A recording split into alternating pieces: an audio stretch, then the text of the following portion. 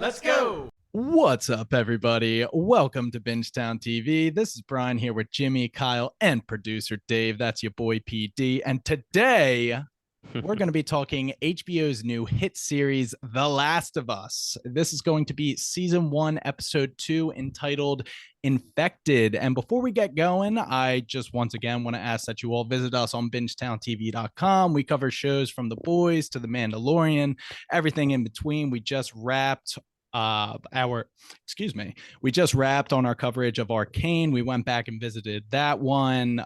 Concurrently with The Last of Us, we're coming out with season 1 coverage of Yellow Jackets, which will be back for a season 2 in March. And we're 4 episodes in and we love it. That show's amazing. So definitely check that out.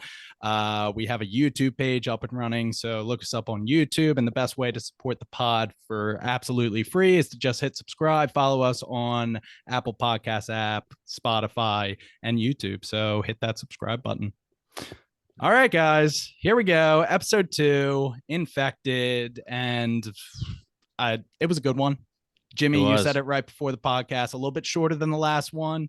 Lots of action scenes, so a lot of like edge of your seat stuff, a lot less world building, and it just physically was about a half an hour shorter than the previous episode. So I was actually sitting there like, is it already over? My gosh, it just like flew right past us. But yeah, we get a nice close up of our zombies. They looked spectacular, like another ominous cold opening scene. Whoa. What are they? They're zombies, dude? Or we have a name now. Let's have a name, let's bro. talk about this name. Let's talk about this name. The clickers, dude. For Dave and Kyle, I don't know about you, Brian, but it was so hard for me not to say these names in the first episode, especially because there was a glimpse of a clicker at the very end of the episode that I didn't bring up. I'm not sure if you saw it, Brian, and you chose not to bring it up either. When they panned out at the end of the episode, in the background, there's a clicker, and I didn't want to say anything because I didn't want to say there's a zombie. We have names. There are other names for other types of these infected. They haven't really said them yet, but we'll get there. Sorry, Brian. Continue with that intro, baby. You're good. I was pretty much done. I was going to open the floor to you guys. We did get the name, the clickers. I personally love the name. I love the sound of them. I love that you hear them from like 3 rooms away, and then you're just like, all right, everybody shut the fuck up and we'll survive this thing. But I think they just look spectacular. I mean, that museum scene was just perfect. But Rooks, how are we feeling? Another banger of an episode. I love the horror, the edge of my seat I'm always feeling when these clickers are around. And I think clicker is such a perfect name. Like you said, B-Toms, the sound that they produce is just so terrifying, and especially when they're right neck and neck with like Joel in those scenes. I was like shitting myself. I was like, I would be crying. But one quick question I do want to ask is the clicking echolocation? Like, can they see using the clicking or no? Is that not something we should know yet? Okay. They can't see anything. All they do is hear. As far as you need to know, all they can do is hear. At first, I thought it was like a dolphin kind of like sending out signals like that kind of echolocation, but if not, still, yeah, either way, it's a terrifying noise. And again, just great episode. I was actually going to say, Jimmy, isn't that correct? They do use echolocation, like they click and they don't like see, but they click and their hearing is so good. That's like how they figure stuff out. Am I completely way off? Because Ellie earlier in the episode was just like, remember when they're on the freeway, like, oh, I've heard rumors that they shoot spores at you. And then I heard rumors that they have echolocation and can see in the dark like that because they can click. And Tess and Joel kind of both look at each other like, okay, maybe that rumor's like spot on. And that's what our clickers are. It's hard to say because without giving spoilers. All I'll say is that maybe one of them's definitely correct. The other one, I can't tell if they were going back and forth with just being like, because that Tess at one point is like, don't believe everything you hear, but she's also talking to a 14-year-old and not trying to freak her out. So maybe I totally missed that. I mean, obviously you do get to the part where Joel straight up says, they can hear, but they can't see. So shut the hell up.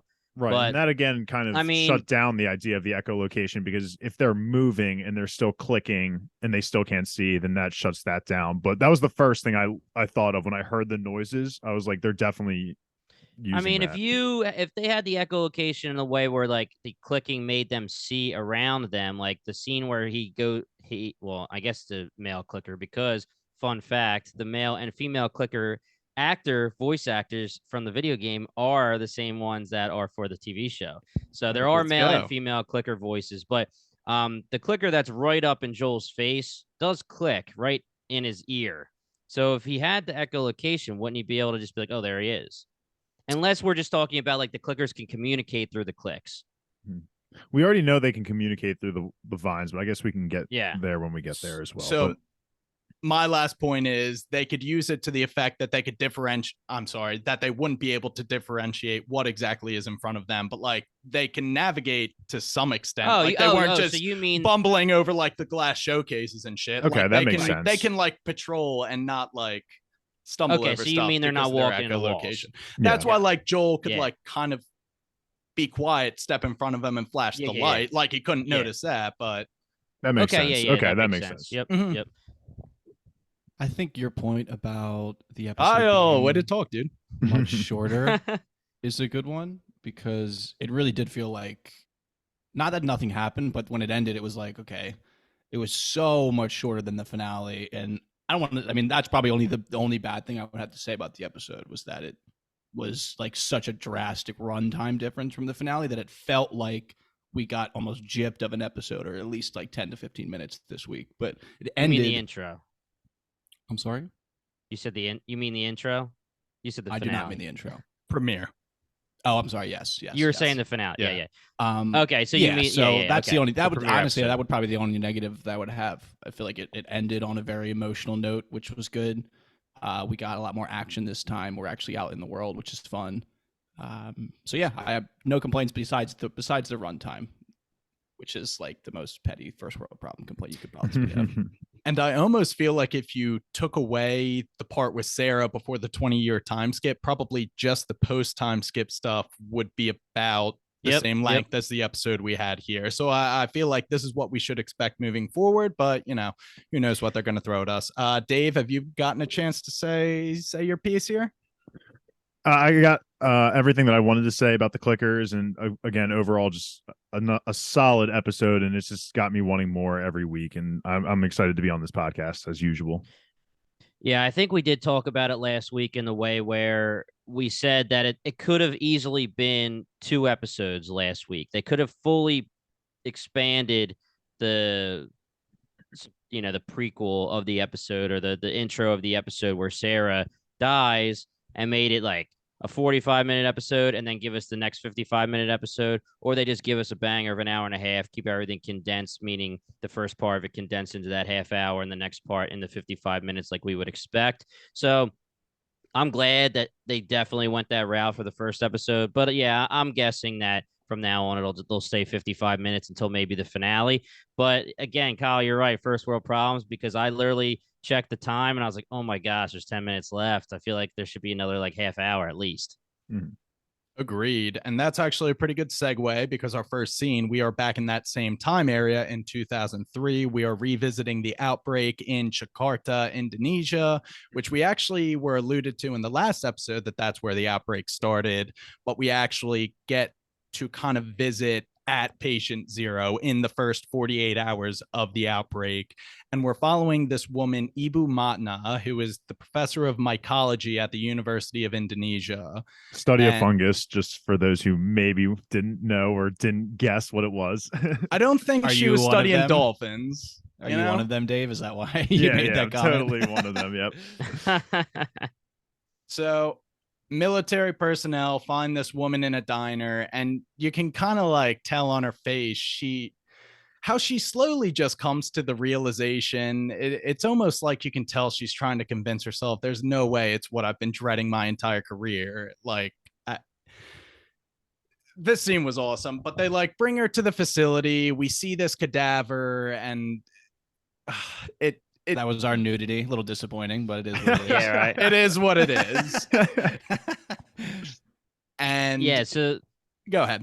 Oh, I was just gonna say this entire intro is amazing for a million different reasons. The first cool reason is the Easter egg that video game players may or may not notice, and it's very tough. But in the video game The Last of Us, Joel has a radio here and there, and in the radio, in the beginning scenes, this is where he hears it's from Jakarta. And this is where, so it's basically just reflecting from the game again, except it's actually giving us a cool intro, more background information, just like the scene that had John Hannah in it from last episode. And another cool Easter egg, I know Kathleen sent us that TikTok, and I don't think we actually alluded to it too much last episode. Kathleen hasn't jumped on the pod with us yet, but she is on the roster and will hopefully be with us at some point. And she's following along, obviously. But the fact that in the Last of Us game, we don't really get too much of an answer of where the infection came from, where the pandemic came from. They do say it's from bad crops, and that was one of the things that they're worrying about, but they don't get into it like the John Hannah thing and like some of the stuff that we're getting in with these episodes. And the Jakarta intro says that the first person was bit or started spreading in a flour and grain mill. And I love that. Yeah, so that and there's that whole thing, and it's on TikTok, and we're sure many of you already seen it, so we could just glance by it. But there's that whole thing saying, Joel didn't get infected in the beginning of episode 1 and the beginning of the infection because he was on Atkins, and he didn't buy the cake, and he wouldn't have the pancakes because he wouldn't eat anything at all with flour, and Sarah doesn't eat the cookies that the neighbor wants to give her and all that kind of stuff. So it is cool how they're just alluding to this in the background in another, whatever it is, 10-minute intro. And the other thing I want to say is the freaking soundtrack, the score, especially for the intro. I mean, I know throughout this episode and throughout this season, they're utilizing the game as well for the soundtrack, but the foreboding, it's just like, man, when like the lady's acting when she finds out like the whole deal and what's going on, she's basically saying bomb the place. The score in the background is like, it's dire. You're like, oh my gosh, this is the end, man. I hope every opening to all these episodes is the early stages of the infection, because it's just so interesting seeing her reaction, because in the very beginning she was being very stubborn. She's like, oh, like there's just no way that it's a fungal thing at all. And then when she sees the body and realizes, okay, she goes from one spectrum of it not being possible at all to, we need to bomb this entire city and everyone around us because we can't let this spread. It'll be the end of us. Crazy. That was just mind blowing in itself. Very Chernobyl-esque. That's kind of, I see where you see kind of the parallels from, because it's the same director, right? Or whatever. Yes. Of Chernobyl. Showrunner. Yeah. Yep. Yeah. But I hope we get these. I hope every episode starts with these kind of flashback moments. And I just, again, love the realism of it starting from grain and flour, just because scientifically that makes sense to someone who at a very basic level understands these kinds of things. So it's the realism and the potential for this being a thing in our world and today just adds that level of, oh shit, like this is so possible and this is fucking crazy. I just love it. It was such a great intro to the episode again. Flour's got to be like top 5, top 2 worst possible vectors for it, I feel like. Because what is like the most like ubiquitous ingredient in like every type of cuisine across like the entire planet? I feel like flour's got to be number 1. Oh yeah. Well, she said, right when he said flour and grain, she said the perfect substrate. Definition of substrate is the surface or material on from which an organism lives, grows, or obtains its nourishment. So essentially, she was like, yeah, it's the perfect fucking food. Yeah. And I mean, just like, obviously it's going to spread like wildfire. I think I read somewhere or saw somewhere too that Jakarta, or maybe Indonesia as a whole, is like the flour packing capital of the world or something like that. Oh, really? There you go. Something like where they have like the most like grain mills per capita or something crazy like that. So that's the realism. That's another good level to it as well. That's crazy. I love I would this. be fucked. I would be fucked. Oh, I eat a ton of flour-based products like every day of my life. I had a bun today. Yeah, I had some toast today, some pasta. I would be fine. And also this week, I feel like I've been eating a ton of mushrooms. Like I bought a bunch of mushrooms before the fucking premiere, and then it's like based off the fungus. And then literally every day I have some. I'm like, oh my god! I think about the TV show. This every show time I is eat a mushroom now. Do you think Ellie must be gluten free then? I guess they all have so to be, you know? so gluten free that she just This is show might immune. this Well, show she might ate a make sandwich. She was eating a chicken Yeah, sandwich. she had a Oh sandwich. yeah, no, Yeah. it's got to be to the point where if you're at this point 20 years later, you're not going to get infected in that way. It's just bitter bust yeah, for those she- people. but I early guess- stages. I'm Or saying her, I would. but hers, She's she's totally immune. different. She's She's immune. totally immune as far as we know. But I mean, everybody else, I guess I don't know, because Joel's technically eating beef jerky and he didn't say, give me a bite of that sandwich. I might go So I don't gluten. know. I might go gluten free after watching these episodes, just in Good luck. case, on the Yeah. slight chance this happens. I'm trying to think of World War Z. We talked about in the first episode. I think it was like, in the books at least. I don't know if it was like rotten meat or it might have been like an organ transplant gone bad. So I guess okay. as long don't get any organ transplants and don't eat grain, Dave, and you'll be good. There we go. So before we move on from the intro, I want to talk to the Rooks here. And we have a situation where an episode ago, our boy Badiatus from Spartacus, John Hannah, he was ahead of his time. He knew what he was talking about, and he predicted this. And that was in the 60s. Now we have our lady here in this intro, this doctor. She's a doctor, I guess, technically, right? They say Yeah. she's... They call it Yeah. doctor. Yeah. Okay, so she says there's no cure. Okay, that's it. There's no cure. Now that could be wrong. I mean, she says it's her life's work, but she says there's no cure. So it seems like her and Badiatus are of singular minds here. That this is dire. So what do you guys think as Rooks, hearing that they're putting this in the intro of episode 2, that she believes there's no cure, but our main protagonist, we kind of find out in this episode that probably her whole point is to make a cure.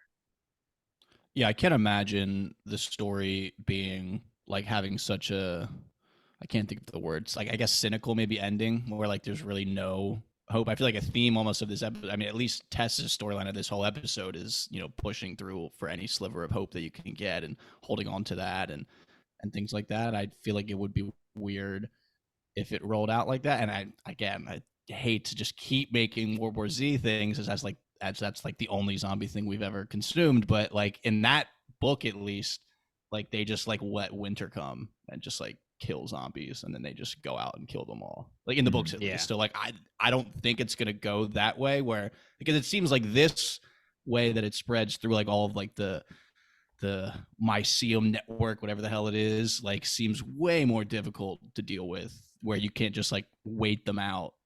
And I feel like if there's no cure, it's just this is life now, and that's not like what kind of story is that? I mean, maybe it's a realistic one. I don't know, but I don't think that's the way it'll go. And to go back to Badiatus' speech in episode 1, I mean, the whole purpose of his speech was talking about evolution. So potentially, who knows?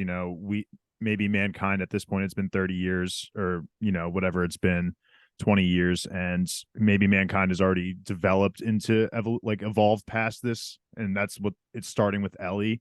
But yeah, I'm with Kyle. I think that just got to hold on to hope. Ellie has for whatever reason, she's immune. Just got to roll with that and see if there's anything that can be done with her blood and creating some kind of vaccine or something, even though I know they were saying that it's pretty much impossible.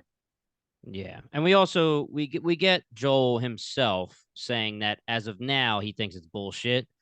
And that's obviously something that's great for character development in the future, to your point, Kyle, with Tess's whole thing.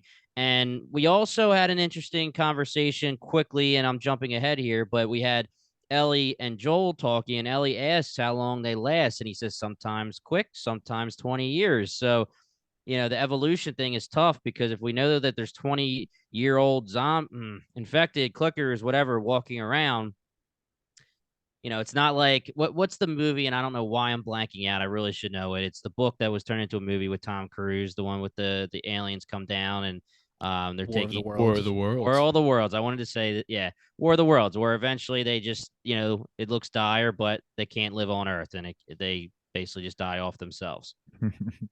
Yeah, as very surface level as you can summarize that movie / book. Yeah, this seems like it. This disease, this parasite, this organism is like literally like infecting the planet, more so than Mhm, just the mhm. people. Like it's all over the ground, it's underground, it's going everywhere, and that doesn't seem like a waited out / this is our new Right. normal scenario type of thing. It feels like we're gonna get a cure.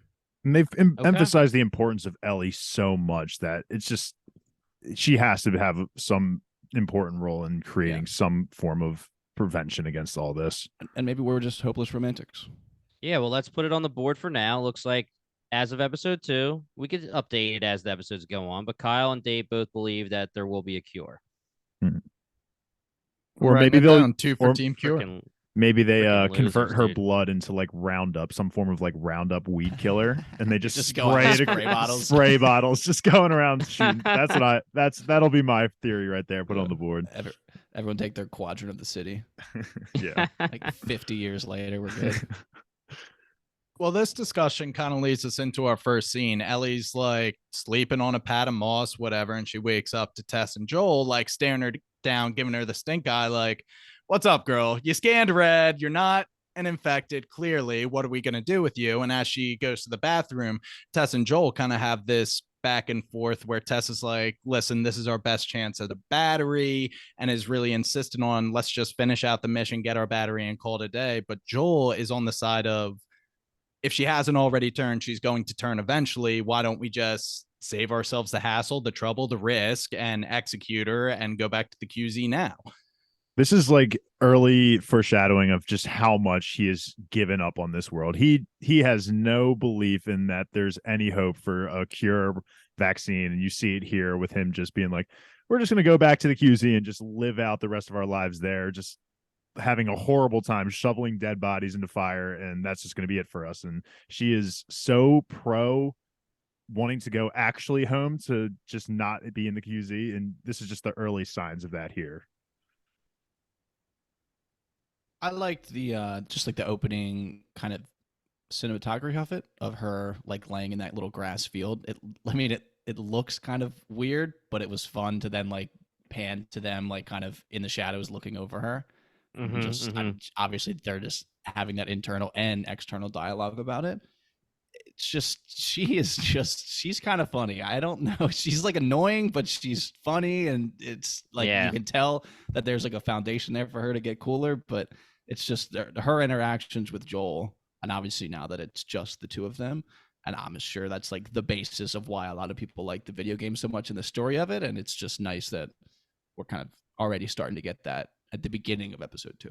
I did not expect Ellie to be the humorous one in this situation. She was cracking me up, honestly, especially when they're like, the moment she starts switching, we're gonna shoot her. And she's Yeah.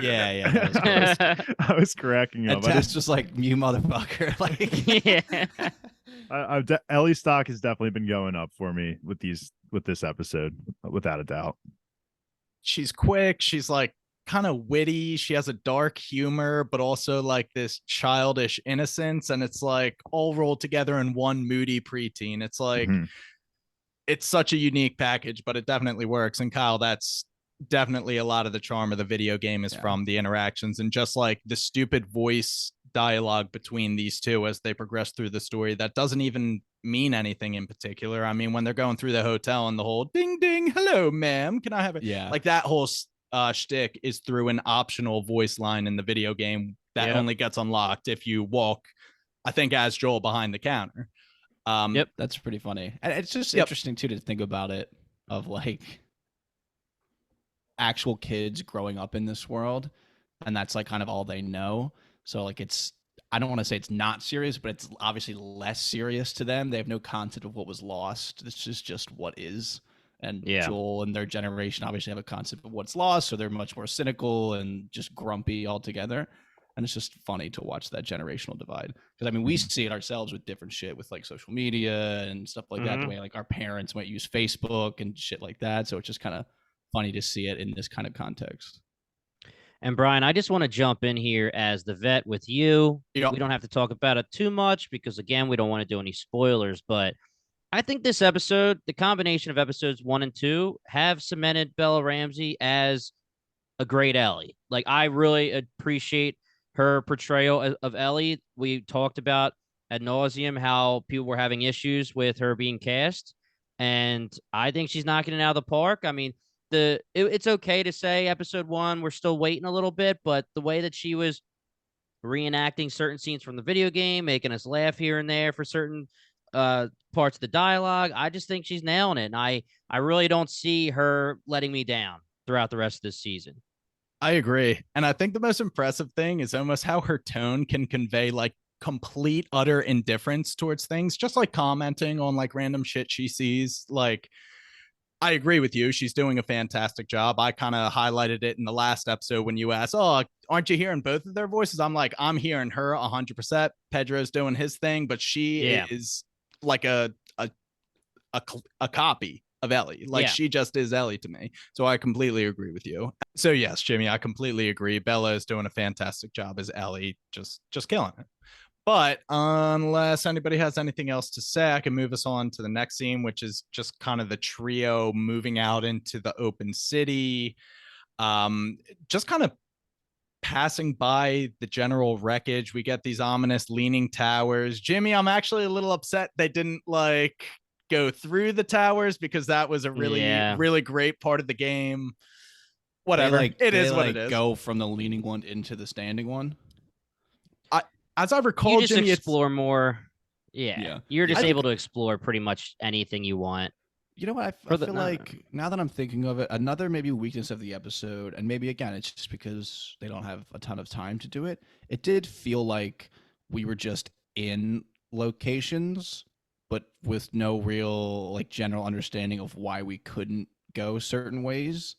You know, because they're like, we're going to go the long way or the short way. And then it's like, well, we got to go this way to do this. And that was okay. And then it just kind of like, I guess in the video game, it's easier to like just like force players a certain way. But it was like, why did we have to go through the museum specifically? Like, why couldn't we just walk on the street there? I was going to say that's kind of the charm of the one-to-one video game adaptation. It's like, oh, there's rubble there. I'm thinking I could probably like squeeze through and just, nope. It's video game logic, dude. You can't go that way. You Don't gotta even go think around. about it. No shortcuts. Museum, long way, short way. Yeah, because they're like walking on highways, interchanges, like down like a huge like boulevard, and then it's like we got to get through this museum that looks ominous as hell. And I was like, okay, I get it. It's like the TV show and it's a story, but it was kind of like, why don't we just walk on the many streets of Boston? I mean, it's one of the oldest cities in America. It's got a decent grid network, I think. So I think it was probably just the amount. I think they show us all those clickers at the beginning when they're out like overlooking all of them, and they're just like, okay, that's a good point. The streets are just overrun. They have to go through buildings because that's where they're less likely to be, I guess. Yeah. And Kyle, now that you brought that up, I do want to say this is actually pretty hilarious. When we get into the museum and they're walking in the water and Ellie says, I can't swim.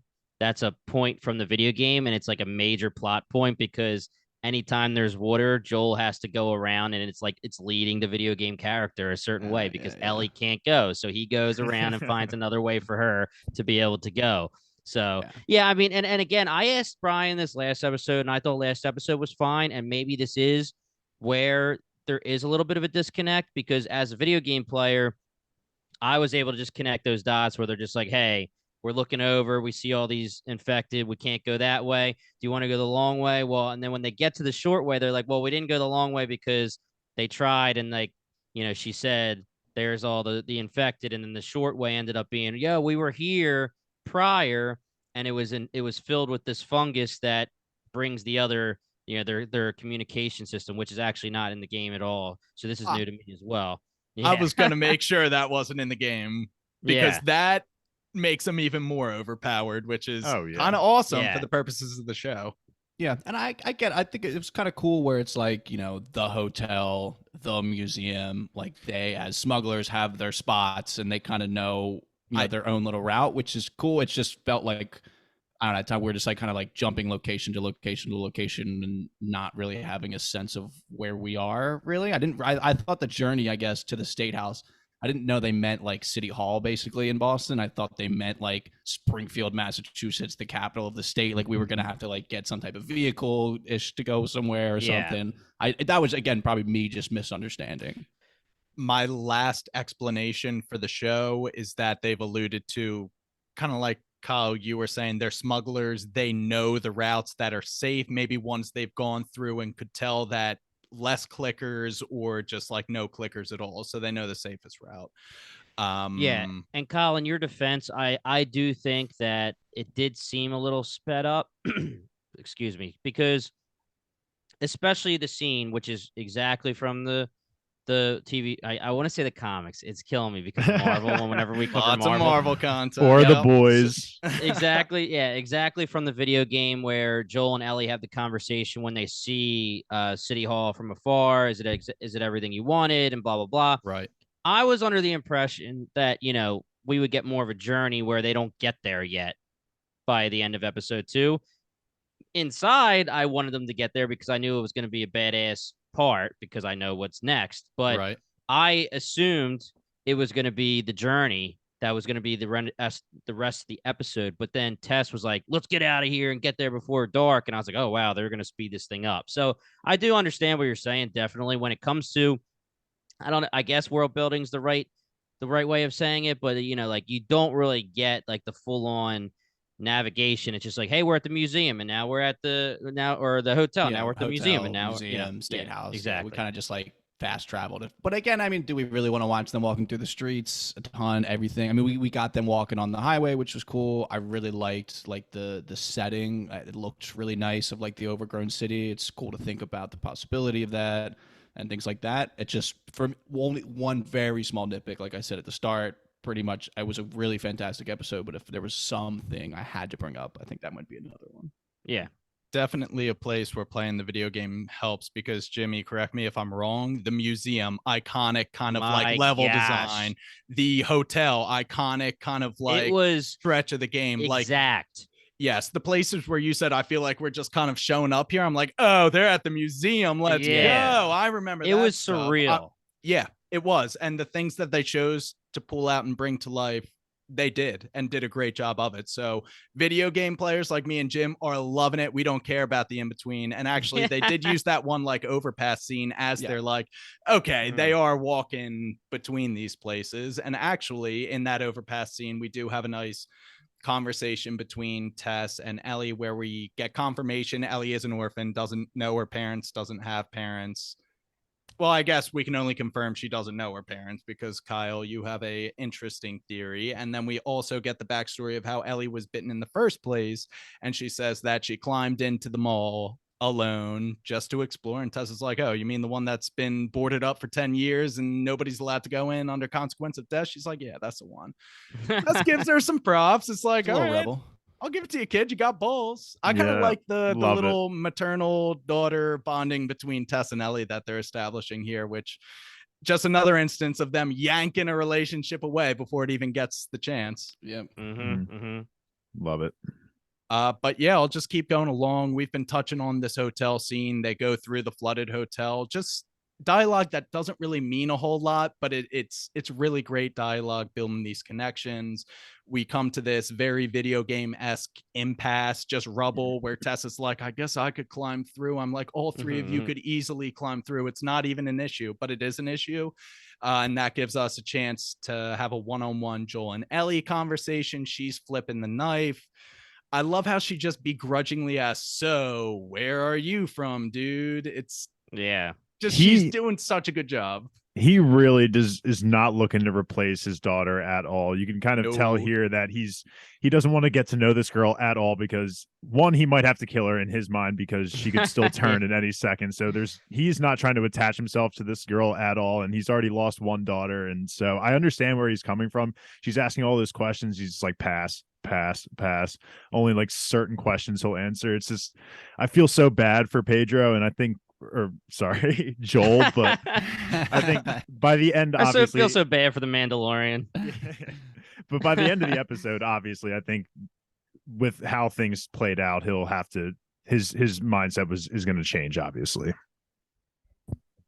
Yeah, I think it's funny. Again, like their interactions rather are good, and you can tell, like I said earlier, it's just like building up to like go from them kind of butting heads a little bit to having this like very close relationship. I like how he's like, Detroit's in Michigan, and she's like, "Fuck you, I went to school. Like I know where Yeah. Detroit is." And then it's Yeah. another thing that she does know the answer to, and he's like, "I thought you went to school, bitch." So it's just obviously there's a lot of comedic potential between the two of them. Mhm.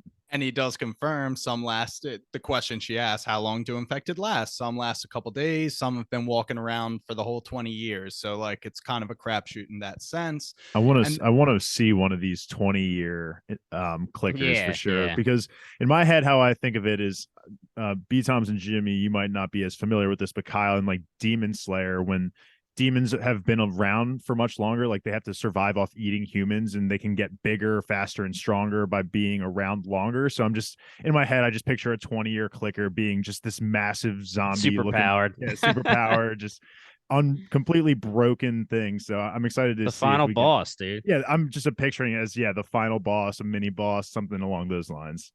Yeah, love it. And the several questions that Joel passes on are, so are you two like a thing? And he's like, pass. No, not even touching that one. And how'd you end up in Boston is also a pass. And she leaves him with a great question. Is it hard killing them knowing they were once humans? How about that dude last night that still was a human? Was that one tough? Yeah. And Tess shows up before he can answer. But she understands, she's like right at an age where she can understand these like horrible actions. Plus, she's been through it in her 12 limited years, but like she's also approaching them with like childish inquisitiveness, and it's She's such definitely a she's Go got ahead. a lot of awareness. That's all I was gonna yeah, say. for sure. I guess you got to if you want to survive. Yeah, Yeah. I think she's the perfect combination of mature and immature. Literally, it's gonna Yep. like she's gonna be taught lessons for being too immature, and we've already seen them in the first two episodes. But then this showed her maturity with that question being asked, and I'm glad that Joel gave an answer. I'm glad he didn't say pass. I like that. We get that answer out of Joel because he does say, what does he say? Sometimes, right? Yeah. I'm pretty sure his answer is sometimes, and then Tess interrupts and she's like, "Put that gun down." She doesn't even see him, and she knows the gun's Yeah, up. that was funny too, because the moment he hears anything, he's got that gun cocked and ready to go. I just want to rewind though and go back really quick to the part where she says she can't swim and they're wading through, not necessarily wading, it's up to their knees and her probably hips kind of, but she's like, "Oh, it's so disgusting." And she's kind of like having some fun with it. If I couldn't see what was in that water, I'm not walking through that shit, man. Like literally, there could be an infected not so lackadaisically. Yeah, like I'd be like, do we really have to go this way? Like, The one thing that crossed my mind in the museum when you see all the fungus on the walls and even in the water with the hotel, I'm just like, it must stink to fucking high heaven in there. That water has got to be the smelliest water of all time, and I would be horrified to go through it. Walking Dead, like all these shows, it's like the world just has to smell disgusting now. It's like working at Hills. You just get used to the ambient disgusting guess, smell yeah. in the background. Yep. It just becomes your baseline. So you Because just they stop definitely noticing. stink too. Yeah, true. Oh They yeah, don't shower. I mean, it's not like often. they still have deodorant and all that kind of stuff. Like they're probably still pooping at a semi-regular rate, and like we are, and they're sweating, and they're just walking through that water. Like, are they ever going to take a shower? Maybe next episode if they get somewhere relatively safe. Like they're stanking the place up too. Oh yeah, 100%. So Tess returns with the bad news, opens the door. They all go up to the roof, and they just see a bunch of zombies sunbathing in the middle of the streets. They look pretty happy, honestly, reacting to the sun as it like goes past. So that was going to be my question: Yep. is were they reacting positively? Because it does make a point that the sun kind of makes its way over a lot of them, and they do react. And I couldn't tell if it was positively or negatively, like as if they were like vampires almost, where the sun's burning me. But I feel like if you're a fungus, legend, bro. Yeah, I was gonna say if you're a fungus, I feel like the sun actually probably wouldn't be a good. You thing want to for be in the right? dark if you're a fungus, but Yeah. I So don't I know. couldn't Like tell.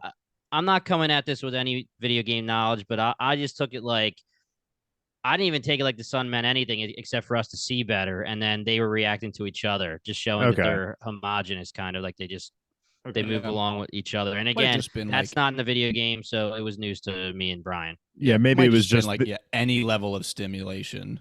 Yeah, they were probably maybe they were all shaking in the dark, but we just couldn't see it as well. And then when the sun kind of beams on them, then you still see them Yeah. shaking. So that makes sense. And again, that's interesting because I was looking at them and staring at them for a while, being like, so I guess, and I can't remember because when you're playing the video game, you see the zombie, you see the infected, and they're walking around and they're kind of just like doing their thing. And then if they see you, they run at you, or if they're clickers, they hear you, they run at you. It's not like they're just laying there waiting for you. So I was a little bit confused. Like I guess the infected kind of just sunbathe until it's time, and like if they don't have any stimulus where they can tell that there's food, I guess, or someone to infect around them. They're adding this new element of the hive mind, if you will, and it seems like that works through the underground network. And they showed in the final scene how they kind of start like sprouting around fingers and stuff. I think they're laying on the ground. That's the best way to communicate, honestly. And they're just waiting for something from the hive mind. Also, Tess explains that usually, like last time we were here, all of them were hiding deep in the buildings, but the more people that come through looking for the QZ, just they keep chipping away at humanity, thus increasing their own numbers. So I think it's just more and more they start flooding out into the streets because there's not enough room in the buildings, whatever it may be. I thought the sunlight, like Kyle said, was just showing that they do have a reaction to stimulus, and it's pretty immediately like they're still with it. I don't know. There was a lot of ways you could take that, but Jimmy, I'm kind of liking how they're adding more powers, if you will, to the zombies. You know what I mean? So it's something new for the video game people, and I don't think it's too outlandish, just something that makes them even more terrifying. And they're subtracting something so far, and we won't bring it up just in case it is brought up later in the show. There is something that they're subtracting that we know already from the games. It's not necessarily a power, but just like a lore world building part of the fungus and the infected. It actually was alluded to quickly in episode 1, and it seems like they kind of turned it down, and it isn't a thing. So we'll see. And I don't want to bring it up. Yeah, we can save it. Yeah. Text that to me on the side because I'm not even sure what specifically you're referring to. But so and just another kind of maternal bond between Tess and Ellie. Tess is like, yeah, listen, you may be immune, but you're not immune from being torn to shreds. Like, you have to know how to protect yourself from these guys. Really like that line. Tess's actress, I want to say it more. She's doing a fantastic job. Like, she killed this character for real. Literally killed this character. Ran her right into the ground. So they obviously can't go the long way, so they are forced to go the ominous short way, which turns out to be the museum. And they kind of roll up to this museum, and we can just see fungus all over the door. Tess and Joel are like, ooh, that's new. That sucks. But he like steps on it, cracks it. He's like, they're pretty dry. It could mean they're all dead. And nobody believes that, but they're like, okay, let's go in optimistic, shall we? Just so I do want to say that when they say that's new too, that's kind of going towards what Kyle was saying, where the short way, the way where we all die, was the museum, and they thought they had to do that anyway now because Joel goes, oh, I guess we have to do the short way. They were expecting the fungus to be live because if you're stepping on it, boom, here comes all the clickers and the infected. So the fact that it was old and crusty and you know, worn down and not active, they were like, okay, maybe we caught a little bit of a break and they can go through. And that changes when they see the guy who was attacked. But you know, that's a little bit of like going back to your question of like why they go certain ways. That's my bad. Thank you for clarifying that, Jimmy. I didn't do the best job explaining that. But yeah, they see this obviously fresh body, and Tess and Joel immediately, you can see their eyes. It gets serious. They start whispering. Ellie is none the wiser. First thing she says, she like shouts out to the heavens. They're like, shut up, girl. You could just tell like it got turned up to 100, the intensity here. And Joel's just like, don't ask questions. You're just going to be quiet from here on out. And that's the law. Dave? So was that dead body killed by another human? Was that what they were? So what they were inferring to, I believe, was that the kind of more progressed tickers don't have the wherewithal to go for a bite. They just fucking maul at you, and So they they will just just tear your ass completely. up. So that makes Yeah. him even another level of like worse zombies that you can possibly go against, because not only are they running and they're no longer just taking bites, they're actually eating you alive now. That's like a combination of World War Z zombies with like 28 Day Later zombies. They're the same way. They don't just take one bite out of you, they are going for the whole body. So you could, you sometimes don't even turn because there's just nothing left of you. So it's just it's great that we get this side of them as well, because in my head I was thinking, like, do they only just go for the bite, or do they actually try and end up eating all of what they can? So it was nice getting this evolution of them, I guess. Yeah, so in the video games, if you encounter a clicker and you don't react fast enough, this thing just literally eats you alive, pretty much. I mean, it's a one hit kill. Mm-hmm. So you're not, Brian, they didn't really give the other names. Should we just say infected and clickers until they I was or do you gonna think... say only the one in the museum is a clicker, correct? Right, like, there right. are All the other ones have other names and they didn't give them yet, so I don't know if we should say it or what. We're gonna roll with infected for the base level okay. and clicker for the clickers, right. and that's all we know for now. We're gonna go with what the TV show gives us. Yeah. All right. So yeah, he just got mauled and he was torn up. Okay, because I wasn't sure if they were trying to imply if it was friendly fire, bullets were shooting, like bullets were the cause of death, or if it was that he was just eaten alive. That's why it's awesome to have the Rooks on here, because for me and Brian, we were like, oh shit, here comes the clickers. But you guys would have no freaking idea. Yeah. Now, what were you guys expecting? Were you just expecting like a swarm of the regular guys? Were you expecting like a boss level sort of elevated threat to be in the final room, if you will? I mean, it's great when they're creeping up the stairs, but what were you expecting the reveal to be? I think the preview gave away a little bit too much, because we do see in the preview what they look like, as I guess specifically the clicker with that fungal face Brian, mask. I did not watch it. I got your back, dude. So in my head, I was like, okay, this is the moment where we're going to see the fungal heads and the extreme level of evolution that these clickers have gone through, rather than just them looking human-esque and, just having been turned. So I kind of foresaw it coming. I didn't think it was going to be a horde.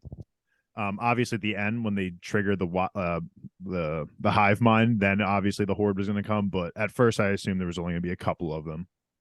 But they were fucking freaky, man, those things. Especially that they aren't one-hit kills either to the dome. That just is... not two-hit kills, man. Yeah, another level of just terrifying. Just, these zombies are the worst possible scenario. Or sorry, these infected are the worst possible scenario of zombies that you could have in any world. Yeah, I didn't watch the specific episode preview, but this was... like, this exact scene was in a lot of, like, the trailers, it looked like. Mm-hmm. So I guess that technically gave it away.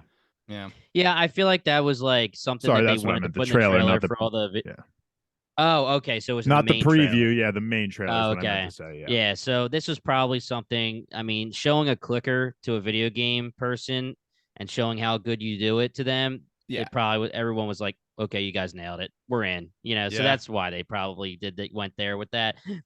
Even though it's kind of giving away some stuff, but No, I mean, not really. I feel like they did a good job of like the actual setting of where it happens. So you're in a room with a lot of like podiums with like busts on them, and it's in the dark. So like there's a lot of like shadows of people kind of on the walls and things like that. So that was well done in that sense, where like the setting of it played a lot into like how good the scene actually was. They bust in through one of the doors and there's a mannequin. I literally was like, what the fuck was that thing? Yeah. I was literally waiting for... Ellie was just backing up and I was just waiting for her to just knock into a pedestal and knock a bust over, and then it was blow up and then that would be it. That's not really what happened, but I was really expecting that. Maybe it was good that it didn't happen.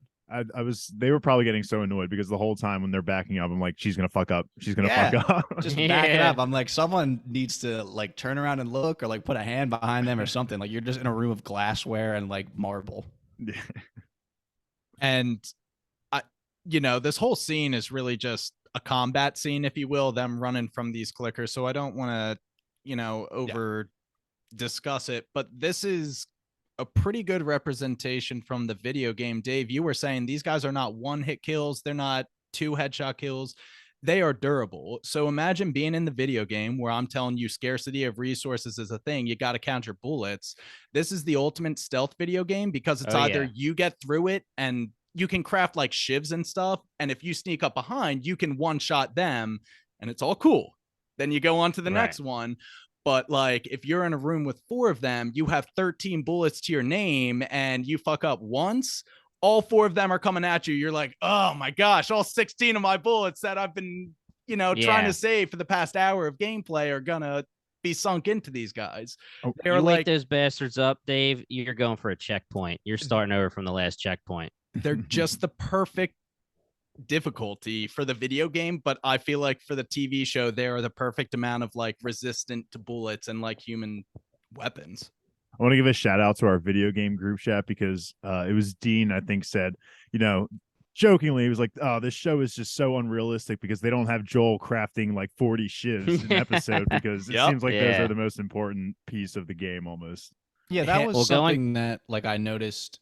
It felt weird that they didn't have any like non-gun weapons. Yeah. I was like, I literally said out loud, "Thank you, Tess," when she puts that axe into the side of one of its head, because it was like, why would we be using weapons that are so loud? First of all, and then second of all, that might be kind of scarce the ammunition for them in a scenario like this, and ineffective if it takes more than 2 bullets to kill them too.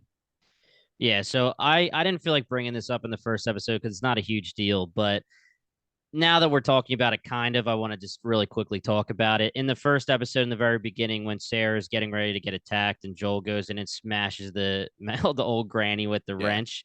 Great shot. Everyone was like, why would you drop that? Why would you drop the wrench? Why would you bring it with you? But the joke is people that maybe they're apologists, but they're trying to say the joke is that in the video game, you get like 2-3 hits and then you have to drop the weapon. You can only use it a certain amount of times. So they're saying like, oh, Joel used it his last time and then like he had to drop it. You know, like it's just supposed to be like an inside joke. But yeah, I totally agree. You have weapons, you have your gun, but you also are constantly, going to like toolboxes and sheds and you're like making things.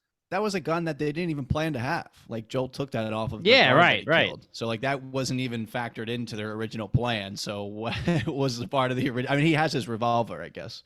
I would be carrying a machete on me at all times, like a nice medium-sized knife that's heavy. I talk about this all the time, and The Walking Dead, they do actually have people do it in certain seasons, but I would be wearing like a catcher's gear at all times. Like I would be fully there. I would never look like I have. Yeah, man. I would never have regular clothes on. Baby. Yeah, well, I'd rather smell like shit than be bit, dude. It's very true. I also think, to your point of like the video game kind of like popping into the way that they're doing scenes, same thing when like they get caught sneaking in episode 1. Right here, like he's missing shots and things like that, and I'm sure that's exactly what it's like playing the game a little bit when you get startled and you're just like popping shit off in a room. Desk pops, baby.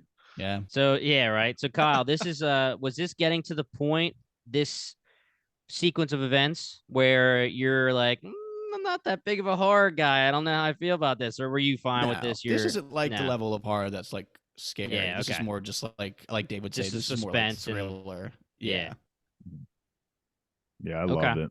And I think the museum, honestly, I think I'll bring this up now. I think it was a perfect point to have them go through, because I know I'm kind of jumping the gun a little bit here, but Tess is making an important thing towards the end, talking about how they need to save who you can, and she specifically doesn't say what, because the historical value is clearly gone for all these things. Like that was I guess an architectural like piece of history for the United States, and they just blew it up with a bunch of grenades and oil, like gasoline. So everything in that museum smashed. Yeah, everything in that museum too. It's all gone. No one it's just interesting that because in some movies, like in the Book of Eli, like the post-apocalyptic, like they make it a point to try and save all these like historical pieces, and so it's just interesting seeing this side where they're choosing the route of fuck history.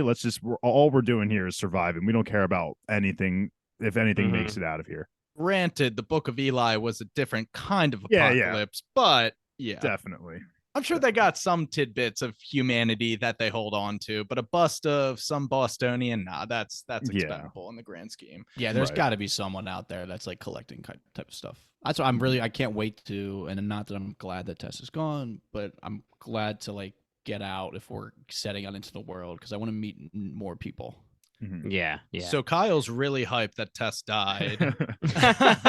So Yeah. Kyle's like ecstatic here. But anything else before we depart the museum? I just seeing the clickers for the first time in action was great. Yeah. It was amazing. All I want to say is Neil Druckmann was the director for this episode, and you could see a lot of the Easter eggs. For anyone who doesn't know, he's the creator of the video game. All the Easter eggs are there.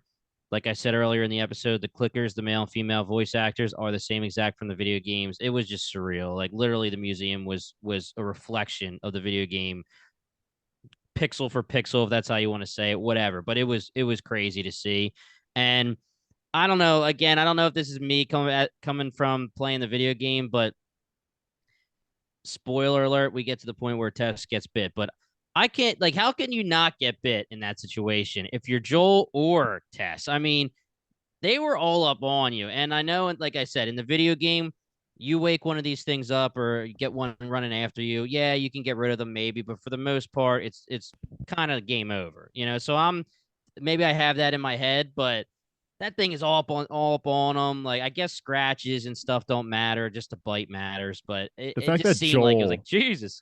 Joel got tackled straight up by that Oh, thing. And I yeah. was like, this guy is so getting bit right here. Joel would have died 2 times in the video game. Yeah. Not Yeah. up for debate. When Yeah. he was Yeah, one-on-one definitely. initially scrapping, and when he got tackled, not even up for debate. That's- but yeah, for the that's not- purposes of yep. the show, Joel cannot reload at the last checkpoint. So And I honestly have a feeling that this set up for the clickers to be mostly stealth from now on. That will be my guess. Like, we'll see them and they'll try to sneak around them. I don't think they'll. I mean, I'm sure that'll come up again, but I don't think they'll quote unquote wake them up and have them chasing too often for the rest of this, at least season 1. I'm inclined to agree with you. You only have to see them once to know the threat that they pose, and Exactly. the noise is enough for me to get me scared. So God. Oh yeah. When Joel is like dropping the bullets and reloading the gun quietly and the clicker stops clicking, I'm like shitting my pants. I'm like, oh my God, it's going to be, I'm like eyes squinting, like hands to my ears, just ready for the pop up because I know it's going to be right fucking next to him. And it was. Thankfully, it wasn't like a big pop up, but I was shitting my pants. I was like, this would I'd be terrified. And he's shining. You're not like as brave as Ellie, flashlight. dude. Yeah, I'm not. Ellie said, like, hey, I didn't shit my pants, so I guess I'm fine. Oh, Dave shit his pants 10 times. She said that, and I was like, good for you, because yeah, I'm already 10 layers deep in smelling, shit.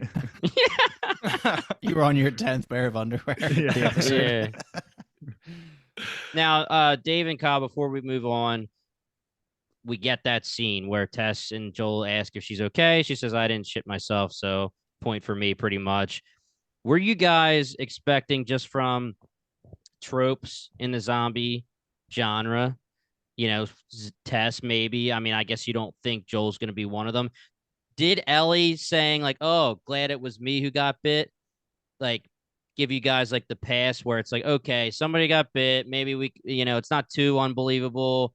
Or did you think like, okay, maybe there is a secret until later? What that'll be happened revealed first? Did she say that before Tess said I rolled my ankle?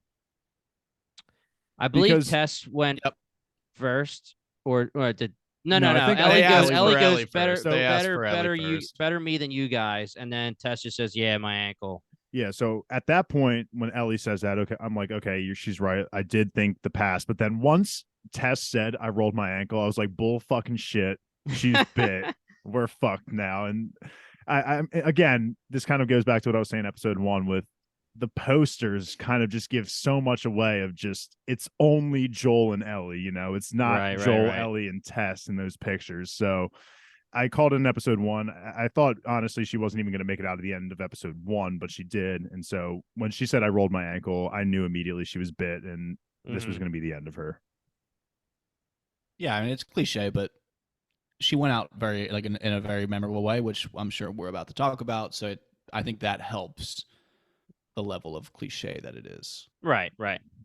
On the second watch through, you can, I'm sorry, on the second watch through, it's really impressive how she acts. Like you can tell that she is going through the motions as someone who knows they only have the next 24 hours to live from this point on in the episode. So if you're looking for it, you can tell, oh, she got bit. The way that she treats Joel changes quite drastically. For sure. Oh, yeah. For sure.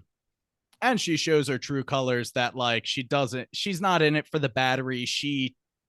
Though she is a cynic in this world, she believes in this girl. She has seen the proof. She thinks that this girl is the truth and is a legitimate She's sense the answer, of hope. dude. She's the answer, man.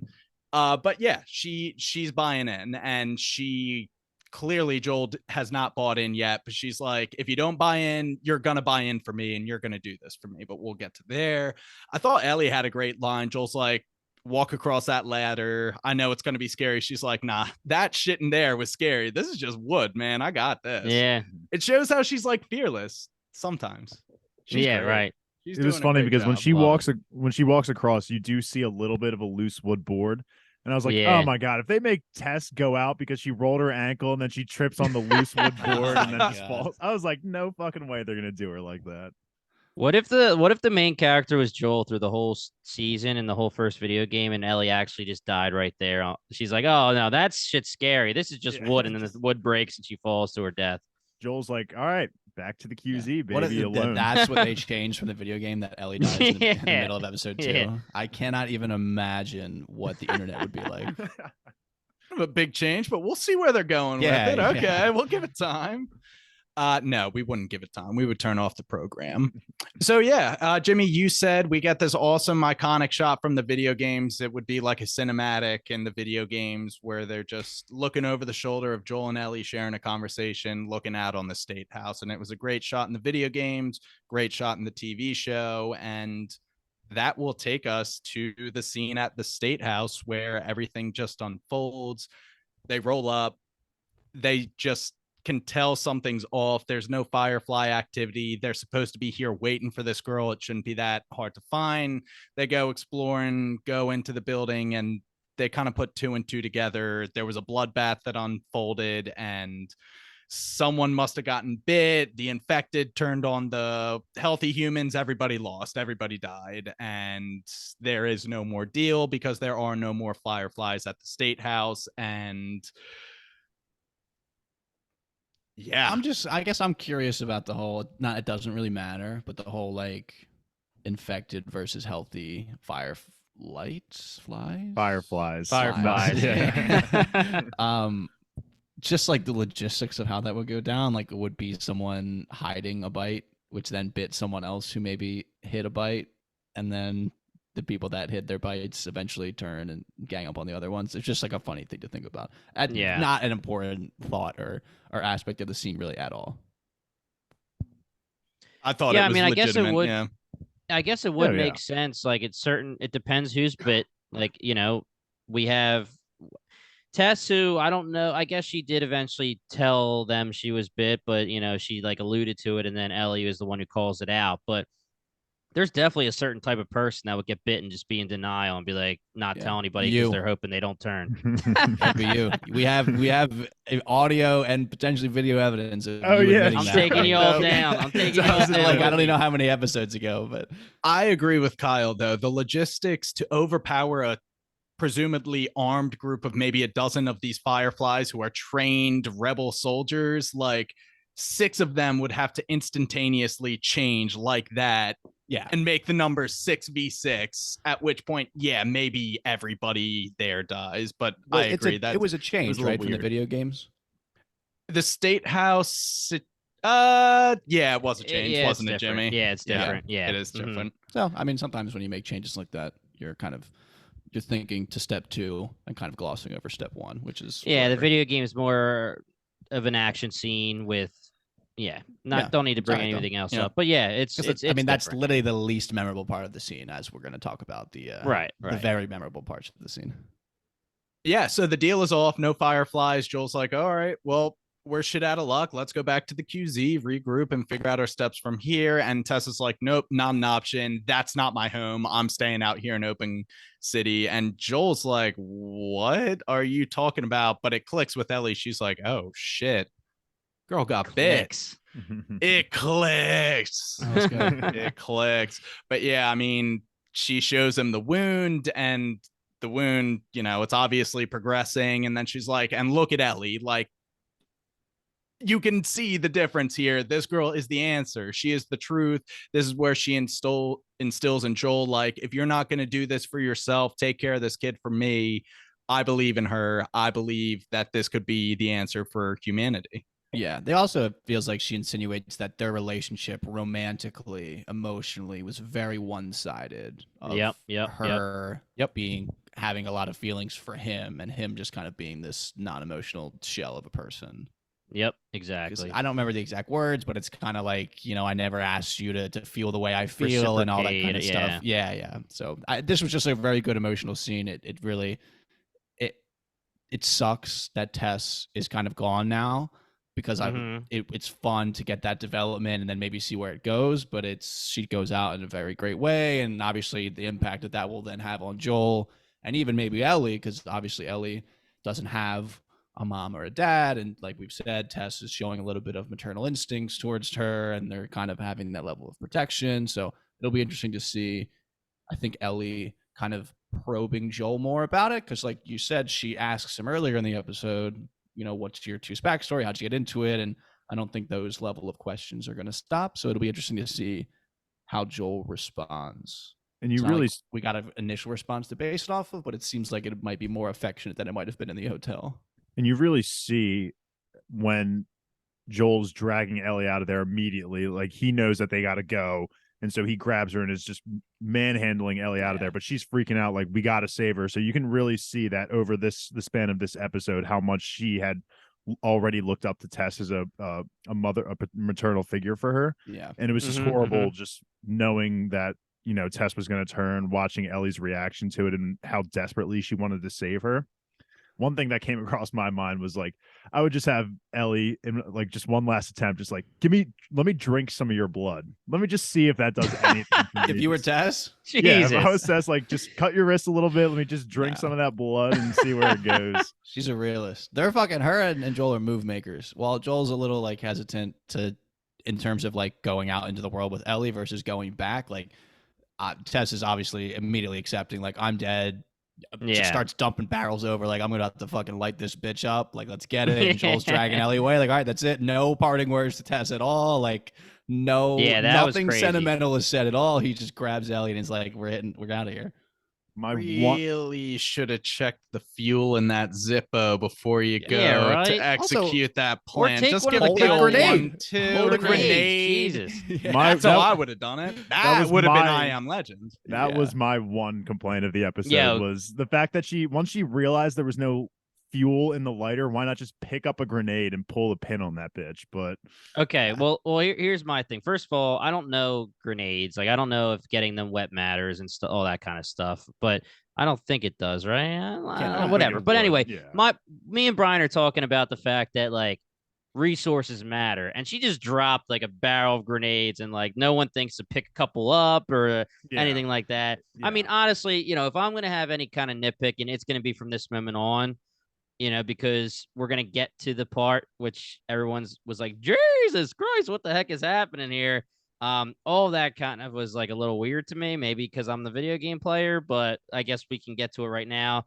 The infected all run in.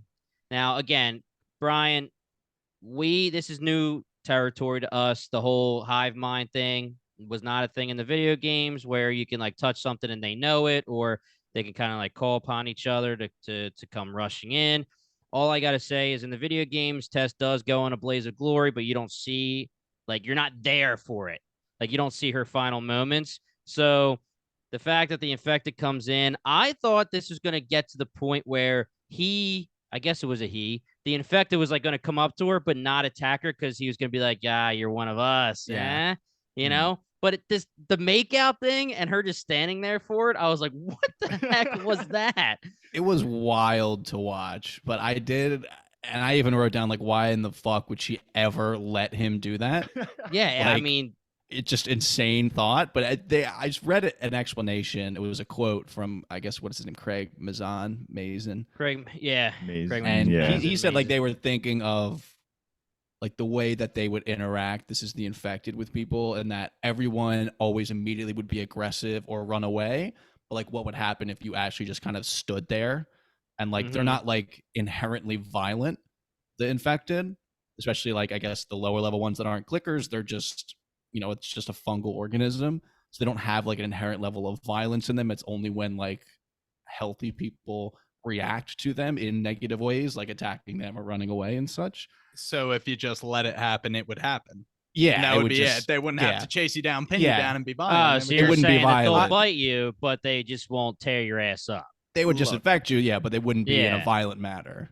It's I still think ridiculous. Well, that's they just- were in the room and we're like, how do we make the most unsettling thing for our viewers? Yeah. How do we get possible? Dave? How do we get Dave the most horny watching this show? That's I what mean, they were seriously thinking. though, It it's was super. gross.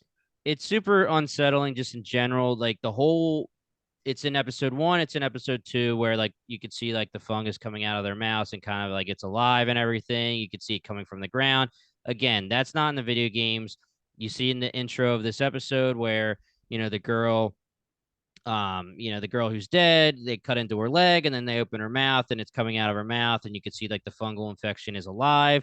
Yes, that's cool as shit. It's very unsettling, but you really think like Tess would be just standing there? I get she's trying to flick the Zippo, but like push him away and get more time. Like I don't know.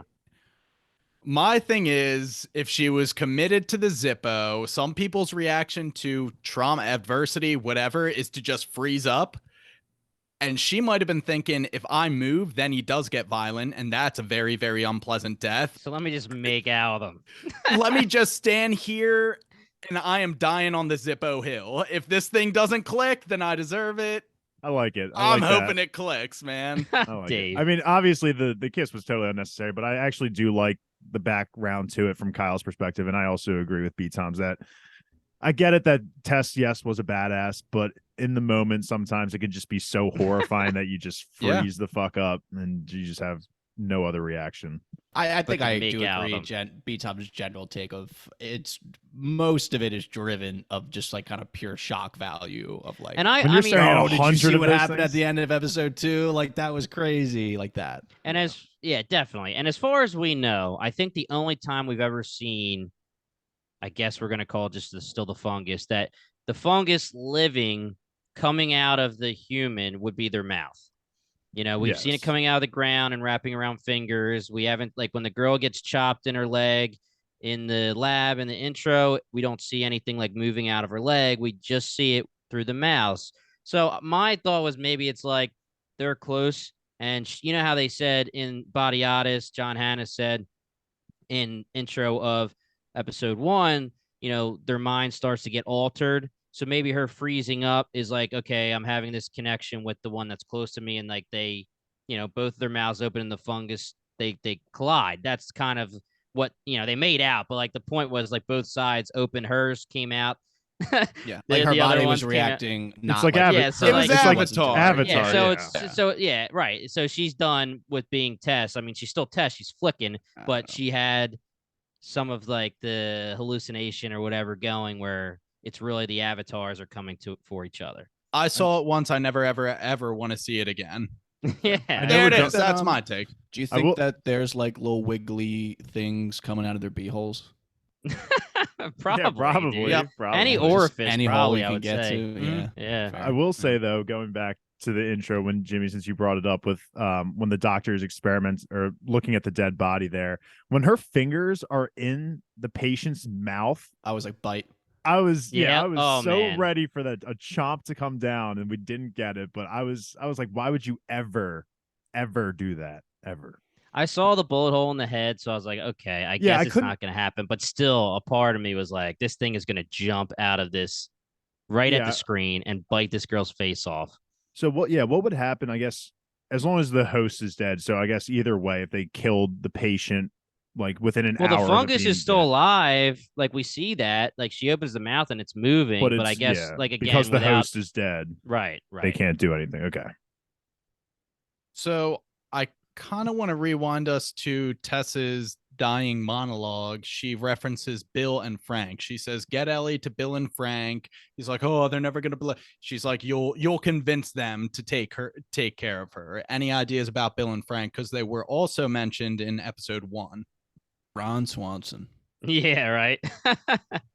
Good hot take, but yes. That's my only thought. He's Bill gonna and be Frank eating also some sound like bacon and country eggs bumpkins. and having a nice ass breakfast when they show up. Yeah, they sound like they wear like kind of maybe not straw hats, but hats with like brims that go all the way around, potentially overalls. Sitting on a Yeah, rocking chair on their porch. Yeah, definitely facial hair. overalls. I again, to go to the Book of Eli references. I just picture, like, remember how there's that, like, the cannibals live in that just singular house in the middle of nowhere, and they're just sitting there. That's just how I picture Bill and Frank. They're just in the middle of nowhere, just have a house together, and they just survive. Ranchers. Yeah. Well, listen, you know that our homies Joel and Tess interact with them, so I don't think they're cannibals, Dave. But yeah, they're definitely not cannibals. There is some kind. Yeah. We'll get cannibals, I'm sure. I mean, we know that Joel talks to Fedra. He talks to. Did I say it right? Fedra, right? Yeah, Fedra. Yep. Yeah, Fedra, and he talks to the Fireflies. So he might have to deal with some bad peeps. Mm-hmm. Yeah, and I guess it seemed like they're not Fedra, they're not Fireflies. But you also have to remember that Tess is willing to give Ellie to them. Yeah. So they can't be too sketchy. Yeah. Yeah, I'm excited. I'm excited to get, like I said, I guess however many minutes ago, to meet new people, get out into the world, get a sense of, what's society, quote unquote, if you want to even call it that. We're kind of not at a level of civilization outside of any quarantine zone. So what it's like out in there? the borderland. Yeah, who are the power players? How do they survive? What's their deal? So I'm excited to learn more about more people.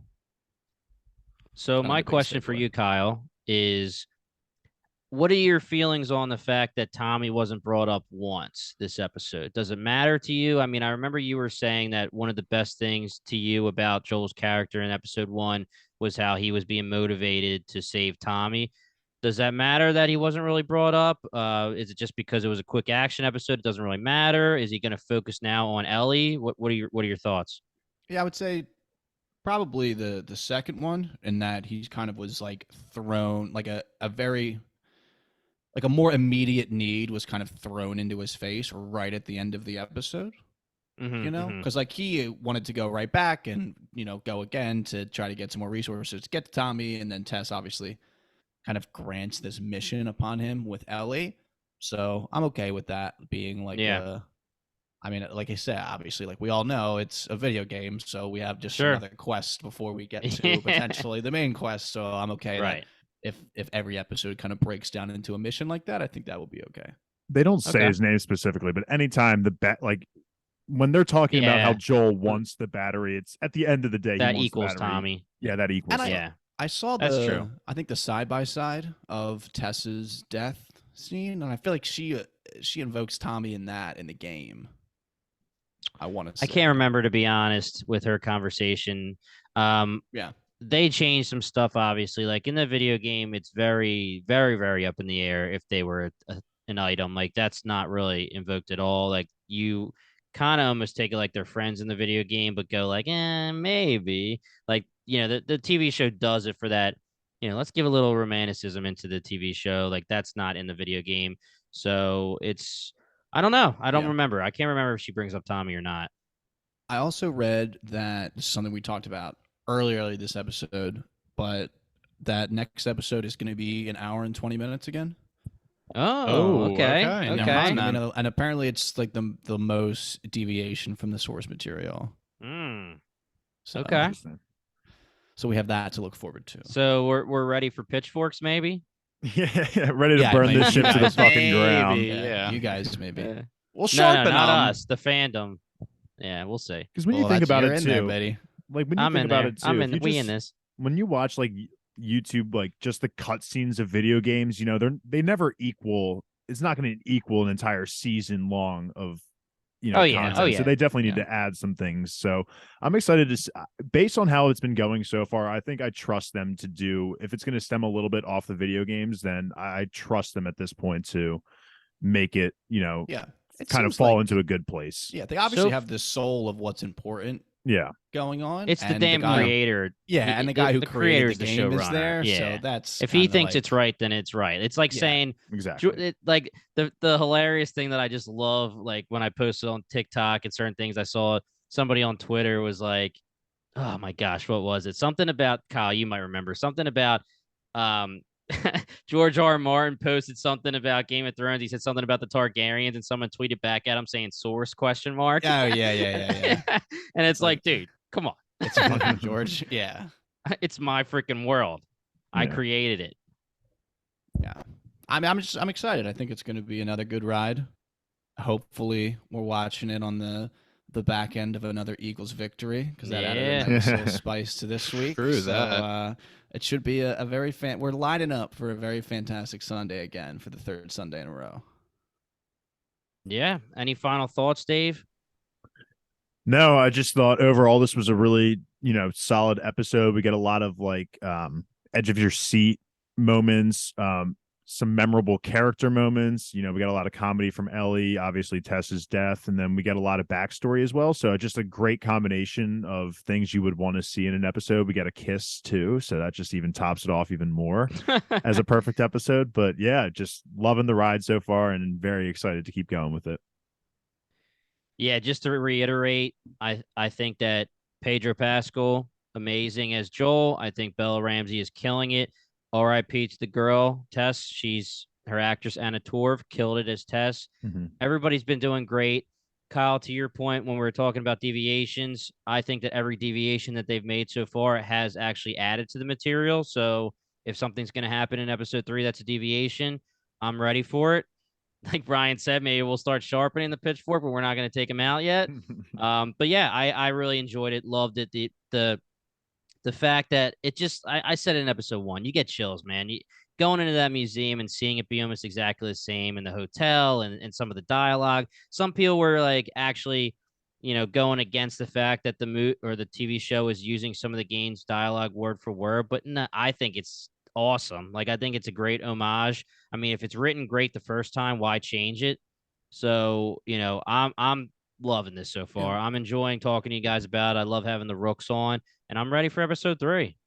To the dialogue point, it hasn't felt like, for someone that has no idea what's happening, it hasn't felt like any lines have come like straight cornball out of left field, Right. like eye rolling completely, So I said it in episode 1. I mean, you have one of the greatest games of all time, known for being cinematically phenomenal, known for having some of the best cutscenes of all time. They have the blueprint right in front of them. So don't screw it up, and they haven't been. I mean, if it's great, don't change it. There you go. And I'll just give Take us my home. final thoughts. Kind of what Jimmy was saying. Everything that they have plucked out of the video games and made it a 1-to-1 copy in the TV show, it's worked. If they're going to deviate next week, they've already earned my trust. And I mean, he's the creator, like you said. So they're going to do a great job. I'm really excited for episode 3 because I'm fully satisfied with the first 2 episodes. And I think that's going to be a wrap on our episode 2 coverage of The Last of Us. I already went through the laundry list of Bingetown TV items at the beginning, but again, if you like what you heard, give Bingetown TV a follow on Twitter and Instagram. Visit us on bingetowntv.com and subscribe to our show on Spotify, the Apple Podcast app, YouTube, or wherever else you may find your podcast. Once again, we are Bingetown TV, and thanks for listening.